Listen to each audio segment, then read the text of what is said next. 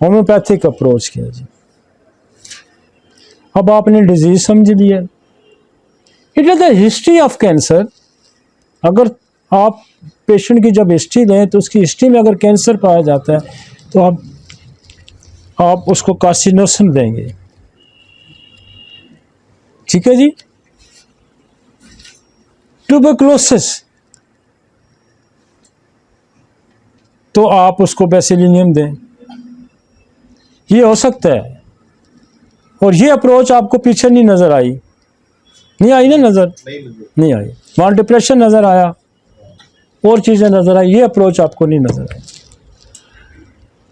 और टाइफाइड हो सकता है। ग्रीफ को हमने देखें बाद में रखा है, उनको नहीं समझ आ रही, उन्होंने क्या शायद डिप्रेशन से ही सारे काम हो रहे हैं।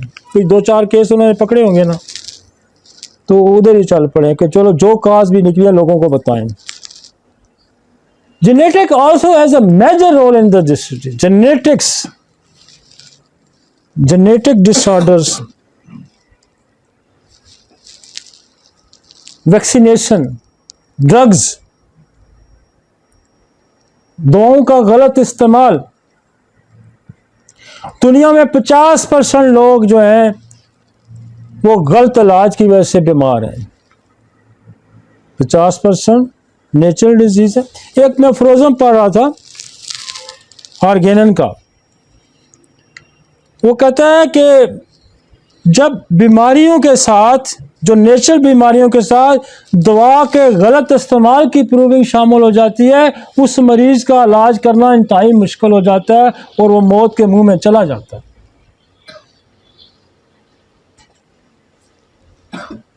ये हनीमन कह रहा है। उसको अलहदा करना बड़ा मुश्किल हो जाता है। तो इसलिए हम क्या करते हैं कि कोशिश करते हैं कि हमारे पास कोई आए तो हम पहले नक्स फमिका दे देते हैं, हम एलोज दे देते हैं, हम पल्सटीला दे देते हैं, हम सल्फ़र दे देते हैं। और एक और हमारा बहुत अच्छा एक्सपेरिमेंट जा रहा है कि हम जो दवाइयाँ वो खा रहा होता है उसी दवाई को हम डाइल्यूट करके उसको खिला देते हैं। तो हनीमन को अब खुशी होती होगी कि यार वो उन्होंने कोई ड्रग का कोई हल निकाल ही लिया है। समझ आइए आपको?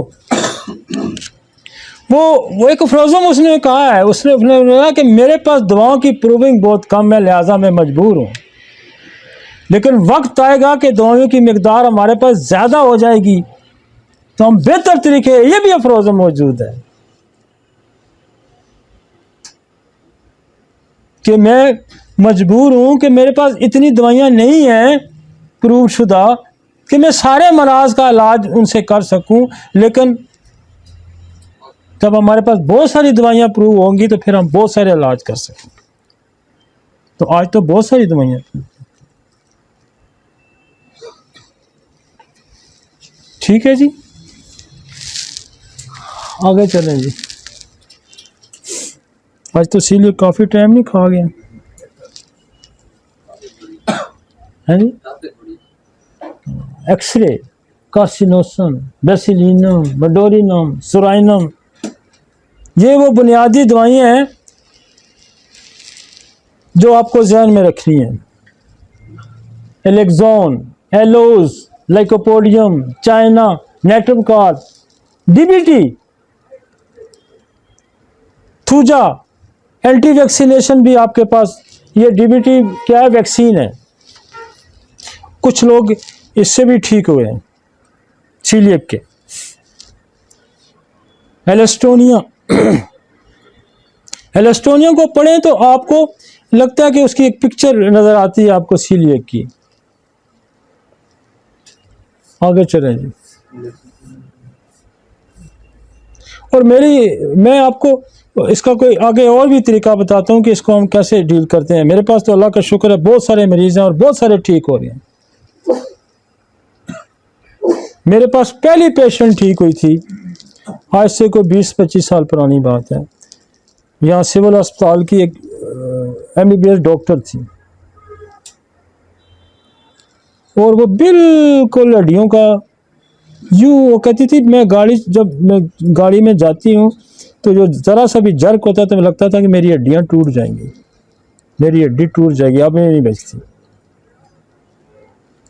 मेरी पहली पेशेंट थी सीलिक की, और उसको मैंने बेसिलियम से और लाइको से, मुझे आज तक याद है, और कास्टिकम से वो ठीक हुई थी। और अब वो 20-25 साल हो गए, वो मेरी बड़े फैमिली फ्रेंड्स हैं, और वो अब कब उसमें बीट, उसके बाद वो बीट खाती है और माशाअल्लाह पहली पेशेंट। मेरी शुरू से अप्रोच हुई कि आंतों की जो कमजोरी है ये बेसिलियम बड़ा अच्छा ठीक करती है इसको। इसके बगैर आप आंतों की कमजोरी का इलाज नहीं कर सकते। बहुत बड़ी दवाई है, बहुत बड़ी दवाई है। चाहे वो सीलिक हो, चाहे IBS हो, चाहे अल्सरेटिव कोलाइटिस हो, चाहे क्रोन हो, बेसिलियम बड़ी दवाई है। आम डायरिया हो, क्रॉनिक डायरिया हो, बेसिलियम कमाल की दवाई। और मेरी यहाँ रजिस्टर पड़े होंगे 93 के, मेरी जब मैंने प्रैक्टिस की शुरू की 93, आपको वहाँ बेसिलियम मिलेगी। मेरी वाइल्ड प्रैक्टिस में भी आपको बेसिलियम, ट्यूबरकुलोनियम, ये दवाइयाँ मिलेंगी।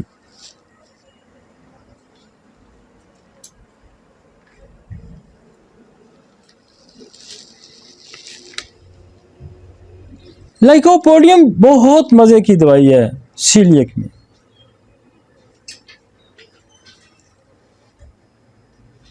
बहुत मजे, और ये इसका डाइजेस्टिव ट्रैक पे बड़ा रोल है। पॉलीक्रिस मेडिसिन है, डाइजेस्टिव ट्रैक पे लाइको का बड़ा रोल है। ये एक तो आपको पता है आंतों की कमजोरी की भी बड़ी दवाई है। ये ताकतवर दवाई है, ये स्ट्रेंथ प्रोवाइड करती है हर ऑर्गन को। जहां जहां इसकी पिक्चर होगी, चाहे वो दिल है, चाहे वो फेफड़े है, चाहे वो आंतें हैं, चाहे वो गुर्दे हैं, चाहे जेनेटल सिस्टम है, लाइकोपोडियम हर जगह अपनी एक दस्तरस रखती है। और इसने वो अपना जो है ना कहते हैं अपने आप को साबित किया कि मैं मेडिसिन हूं। लाइकोपोडियम को मैंने देखा कि सीलिक डिजीज में आंतों के अंदर एक पावर जनरेट करती है। बेसिलियम उसकी जो अब्जॉर्प्शन है या उसके अंदर जो ऑब्स्ट्रक्शन है उसको रिमूव करती है। और ये जो है ना लाइकोपोडियम उसके अंदर जान जाती है, खड़ा करती है, तो उसके अंदर एक मसल्स के अंदर, एपिथेलियल सेल्स के अंदर एक जान डालती है। और एलोज बड़ी कमाल की दवाई है इसमें अंदर। और एलोज को हमने बहुत इस्तेमाल किया, जहाँ भी डायरिया आता है बेतहाशा इस्तेमाल किया। 20-20 साल, 10-10 साल का डायरिया।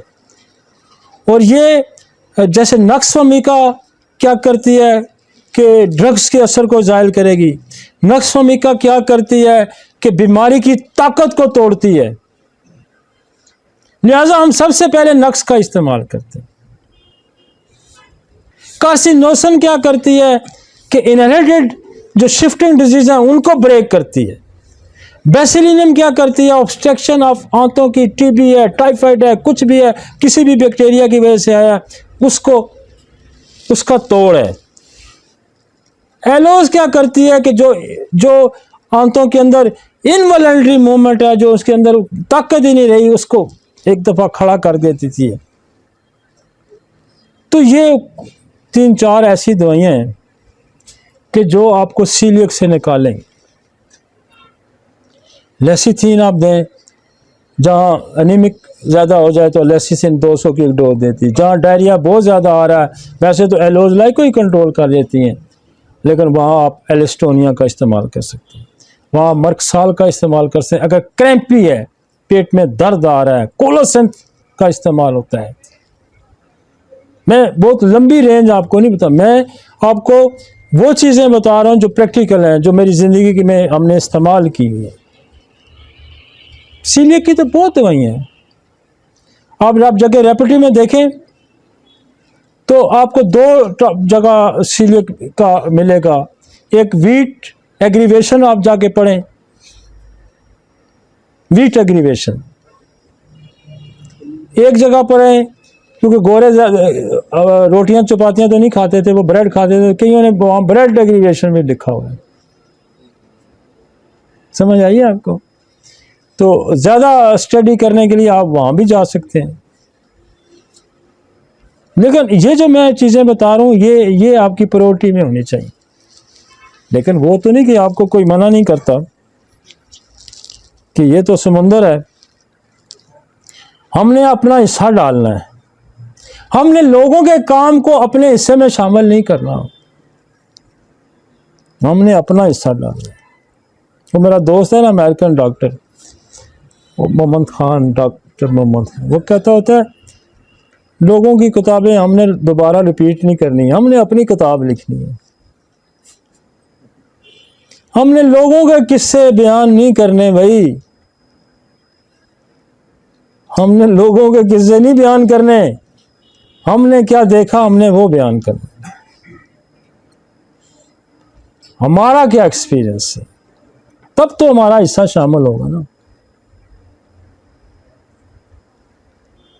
तो हम वो नहीं हैं कि वो जो लोगों के किस्से बयान करें, लोगों के काम से हमने सीखा है, लोगों के काम से हमने समझा है, उनके काम को हम उन्हीं के नाम रहने देंगे और उन्हीं के नाम से ही दोहराएंगे,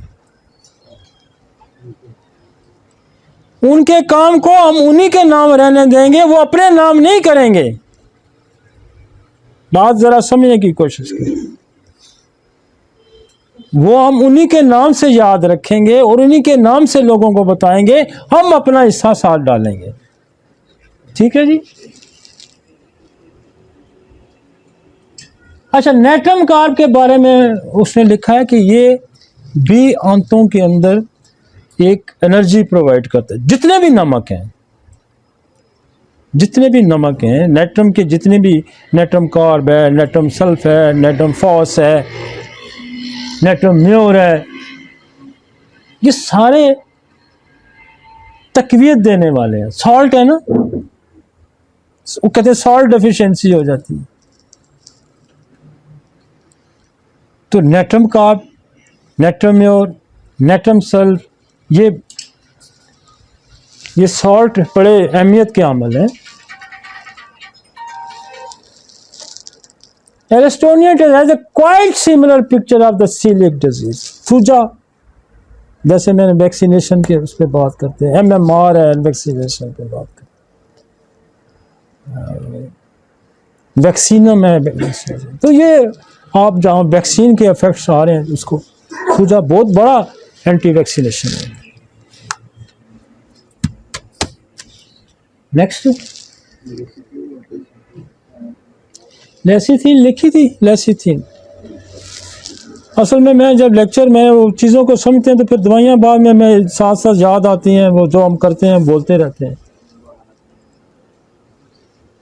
और मुझे उम्मीद है कि आप इन ग्राउंड्स पे काम करेंगे, सीलिएक को एक दफ़ा और सुनेंगे, इस लेक्चर को एक दो दफ़ा सुनेंगे, आप पक्के हो जाएंगे।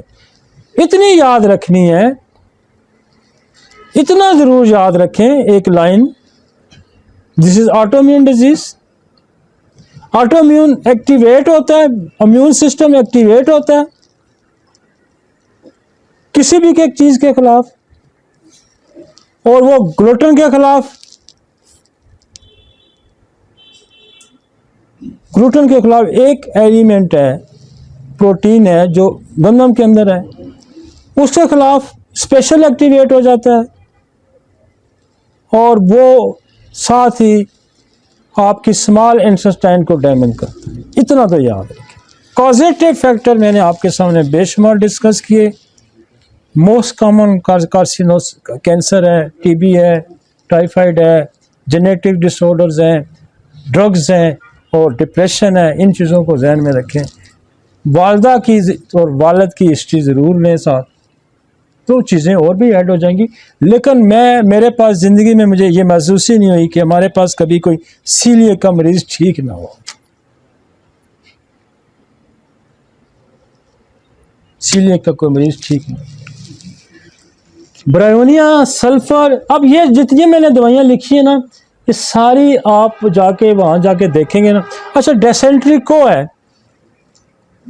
ये भी बेसिलियम के बाद हम इस्तेमाल करते हैं। डेसेंट्री को, ये नसोड है, ये भी बड़ा हेल्पफुल होता है, यहाँ भी हेल्पफुल होता है और वहाँ भी अल्सरेटिव कोलाइटिस में भी हेल्पफुल होगा।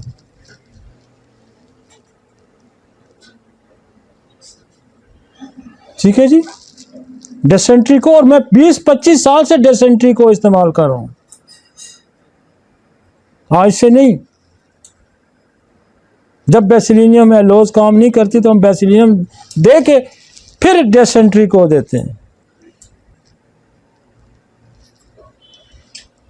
डायरिया की दवाइयां तो मैं आपको टिप्स पे कितनी, गम्बोजिया है, लेट्रियम है, चिपारो मरगोसा है, पोडो है, कल्केरिया फास है, नेट्रम सल्फ है, अर्जेंटम नेट्रिकम है, पल्साटीला है, तो एक एक अलेोज है, क्रोटनटिक है, तो वैसे तो सारी मेरे टिप्स पे हैं, सारी मेरे टिप्स पे हैं। आप ये कईयों के नाम भी ना सुने होंगे, चिपारो मरगोसा है, गम्बोजिया है,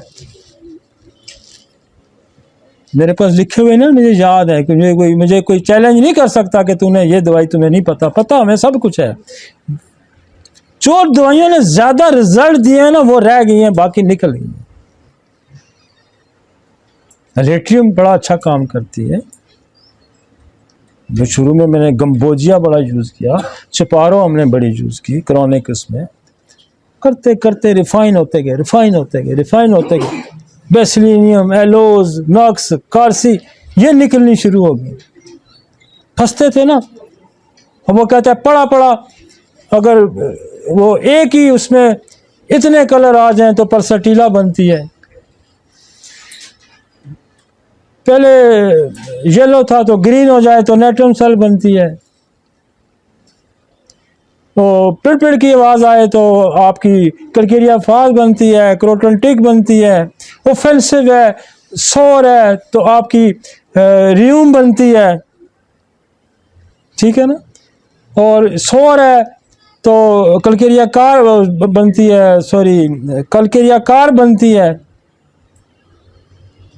डेंटेशन पीरियड है तो आपकी कैमा बनती है, आपको पोडा बनती है, आपको कल्केरिया फास बनती है, कल्केरिया कार बनती है। याद तो मुझे सारी हैं और एक एक अलामत के साथ याद है,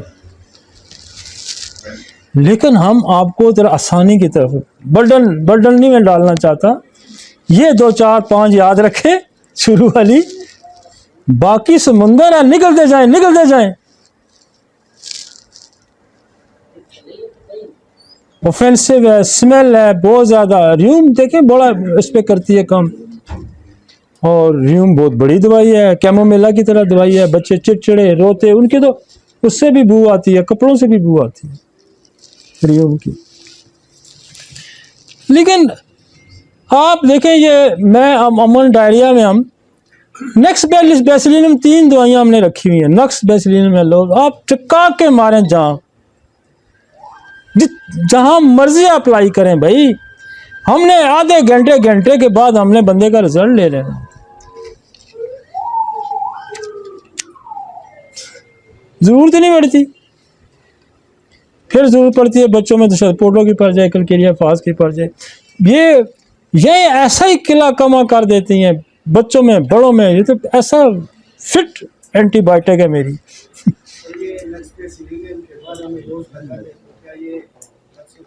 नहीं वो एलोज यहाँ डैमेज नहीं करती, यहाँ पर्पस डिफरेंट है। एलोज को जब भी आप उसको ये करेंगे कि अगर आप उसको यूज़ करते हैं जो अंधाधुंध अद्वियात के इस्तेमाल के बाद वाइटल फोर्स डीरेंज हो जाती है तो वो आप 200 पोटेंसी में दें। हम तो बड़ों में एलोज सीएम उठा के देते हैं, उसका काम अपना और है। एलोज के और भी का, एलोज सल्फर की तरह दवाई है, स्किन में बहुत ज़्यादा यूज़ होती है, जैसे सल्फर यूज़ होती है, बाहर के रुख होते हैं। एलोज बहुत सारी दवाइयों के असर को ज़ायल भी करती है और पावर को उसमें रेंज में भी लाती है। तो यहाँ जो पर्पस हम बेसिलिनम के बाद देते हैं, ये मोशन रोकने के लिए देते हैं ताकि एलोज फेल ना हो। ठीक है जी। और क्या करेगी, डिरेंज पावर को अगर सेट भी करेगी तो बुरा नहीं करेगी। देखिए एलोज का पर्पस एंटीडोटल नहीं है, यह भी ध्यान रखें। एक जगह एंटीडोटल है, जहां सल्फर का ज्यादा इस्तेमाल हुआ वहां एंटीडोटल है।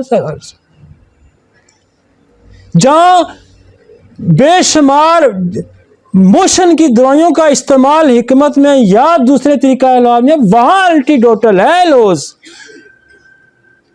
आप जितनी भी आपकी उनकी कॉन्स्टिपेशन दूर करने वाली दवाइयों में देखें ना, उसमें इसका शुमार है, वो क्रूड फॉर्म में इसका शुमार है ना, वहां हम उसको एंटीडोट करते हैं। ये एंटीडोट भी करती है, अपना काम भी करती है। ये फ्रेंडली है ना, ये दोस्त है, आपको मुश्किल से निकालता भी है, रास्ते पे भी डालता है। तो एलोज क्या है, ये फंक्शन एक नहीं है एलोज का, कि दुनिया में जितनी भी कॉन्स्टिपेशन दूर करने हो तो क्रूड फॉर्म में एलोज पड़ा है उसके अंदर, तो उसको हम एंटीडोट करेंगे तो अच्छी बात है, अपना फंक्शन इसका अपना है। ठीक है जी, क्लियर हुई एलोज।